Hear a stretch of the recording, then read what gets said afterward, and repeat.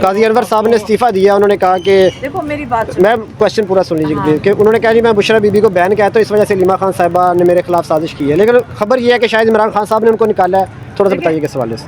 میں ساروں کا بوجھ اٹھانے کو تیار ہوں. پہلے سے حکومت بھی یہی کہے, جس کا دل کرتا ہے آتے جاتے میرا نام لے دیں. شیر افضل اور مشال یوسفزئی بھی یہ کہہ چکے ہیں. میری بات سنیں, اب تو آپ کے خلاف شیر افضل تو کہہ چکے ہیں کہ 38 کروڑ روپیہ اوورسیز پاکستانیز نے ڈونیشن دی ہیں تو علیمہ خانم نے وہ استعمال کیا. میڈم یہ جو گروپنگ ہے اس حوالے سے تھوڑا بتائیے گا کہ کیا گروپنگ ہے, علیمہ خان گروپ ہے اور کو کوئی سیریسلی سنتا ہے نا تو مجھے ان پہ ترس آتا ہے.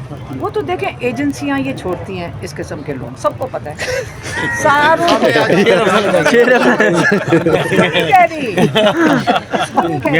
جرنلسٹ بھائی ہے ہمارا, یہ تو جرنلسٹ ہے, یہ آپ کو بھی چھوڑ دیتے ہیں لیکن آپ کو نہیں چھوڑا.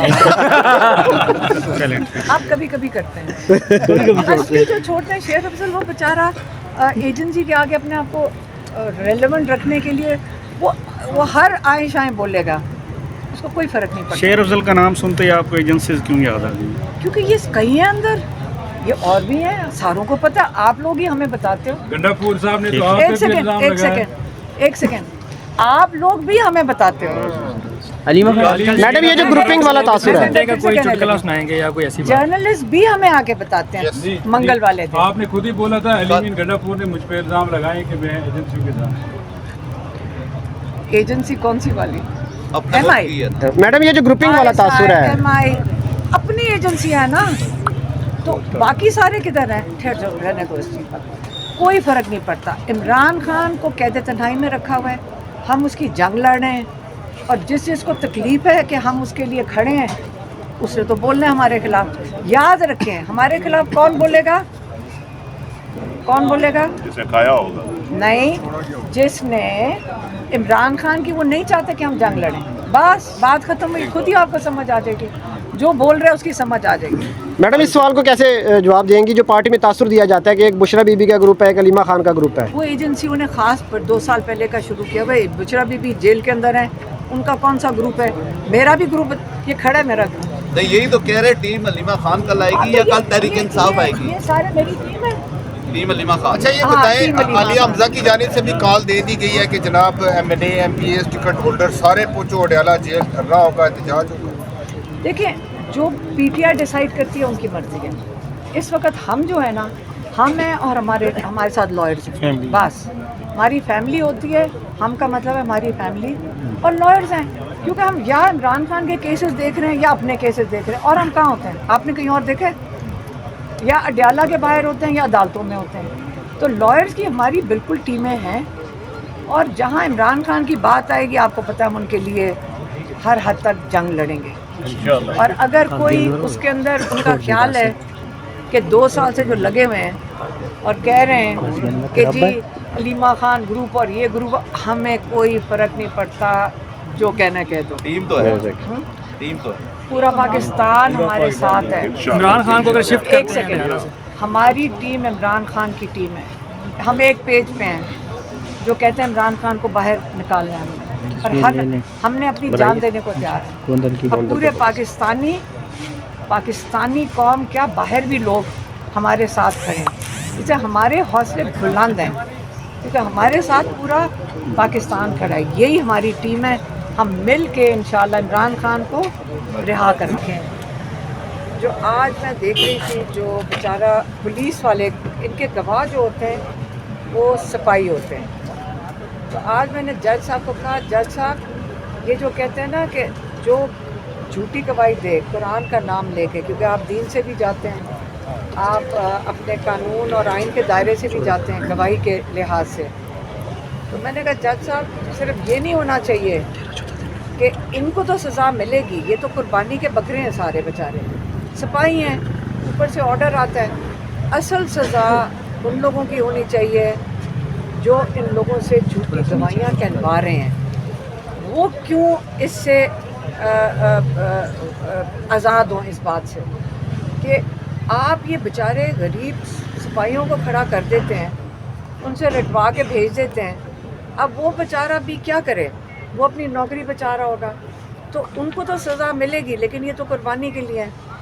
تو جو انہوں نے باقی فیصل نے بات کی کہ یہ جو گواہ ہوتے ہیں یہ میٹنگوں میں گھس جاتے ہیں اور پھر وہاں جا کے سن لیتے ہیں. مجھے ابھی تک نہیں سمجھ آئی کہ میرا اس سے کیا تعلق ہے. میرے اوپر تو انہوں نے کہا کہ آپ عمران خان کا پیغام لا کر آپ نے لوگوں کو دیا, اور وہ جو پیغام تھا عمران کا ہمیشہ آئین اور قانون کے دائرے کے اندر ہوتا ہے. ہمیشہ عمران خان تو تحریک انصاف بنائی اس لیے تھی آئین اور قانون کی بالادستی کے لیے. ان کی ساری جنگ ہی آئین, قانون اور جمہوریت کی بالادستی کے لیے.